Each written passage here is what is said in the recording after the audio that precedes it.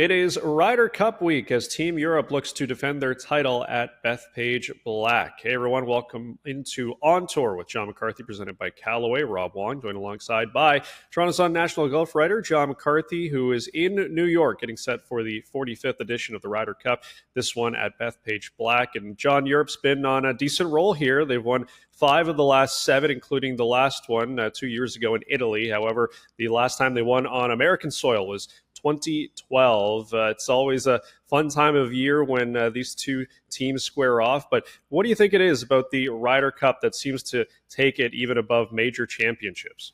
Yeah, I mean it's only gathering in steam. It seems as the years go on, and winning on the road seems to be the toughest thing in golf.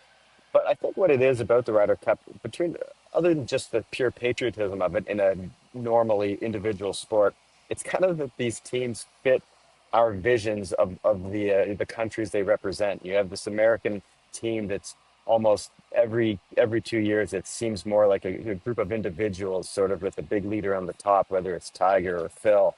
And this year it might be Scotty Scheffler, who's a very different type of leader on top. But you end up with more of a group of individuals trying to figure it out in one week and come together as a team.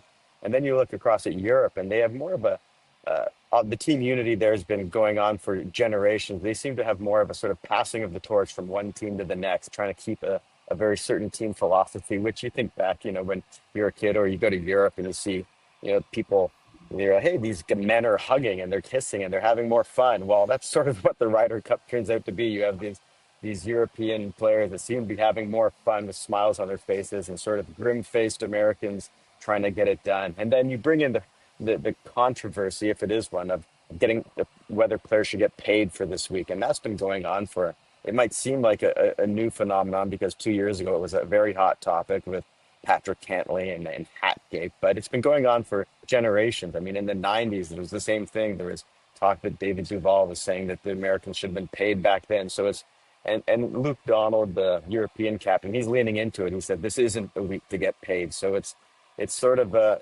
very dichotomy of two very opposite lifestyles, very opposite people, and I think it all comes to a head at the Ryder Cup every 2 years.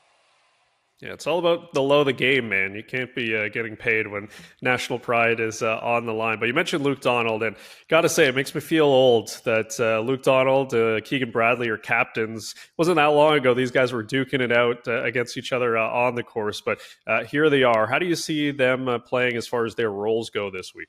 Yeah, the Ryder Cup captain's always it's always a very, maybe an oversized role, but people can make their legacies for their careers as a Ryder Cup captain. And I think that's something Luke Donald has a great opportunity to do because as a player, I mean, he's a former world number one, but he was a former world number one that never quite met expectations, that didn't win a major championship. But if he can win back-to-back Ryder Cups as a captain and come into Bethpage Black and win one, his legacy in the game and on Team Europe would be cemented, forever. So that's something that is on the table for Luke Donald this week. So it's very exciting for him. And with Keegan Bradley, the story going in was whether or not he should be a player captain, the first playing captain since Arnold Palmer in the 60s.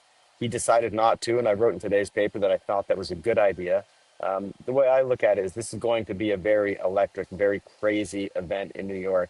And Keegan Bradley is, quite frankly, maybe the most psychotic competitor on the PGA Tour. So there's no way he wouldn't be out there in full Keegan Bradley mode if he was playing with his eyes bulging and screaming and channeling the audience. But I think that as a captain, he might need to be the one that sort of keeps some decorum. So it would be very weird for him to try and flip the switch from psychotic competitor to the level-headed captain. So I think he probably made the right choice. But Keegan Bradley said growing up, his dad told him that basically there's two kinds of golfers that you're going to be remembered for: major champions and Ryder Cuppers. So he really understands what's on the line this week, and I think he's leaning into his captaincy role great. Yeah, I think it's going to be difficult for him to, not go crazy even as a captain that's not playing. But look, you mentioned the crowds, and as we know at these events, it's always crazy and always boisterous are the people that check this out. But I don't have to tell you, with everything going on in the world right now, there's a lot of political tensions and a lot of things happening. We know Donald Trump is expected to show up at some point this week. Just the atmosphere. What are you expecting as far as this year's Ryder Cup in New York?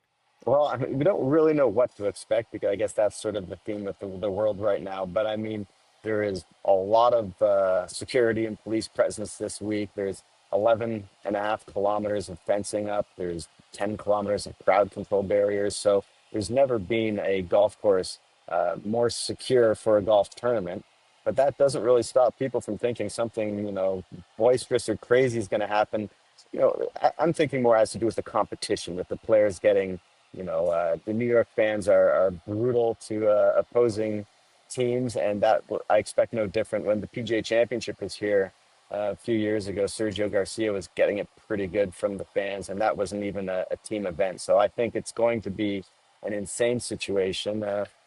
I think more for the competition. I'm hoping that as far as actual security risks, that they've got those in check because the last thing we need is for this tournament to be overshadowed by something grim.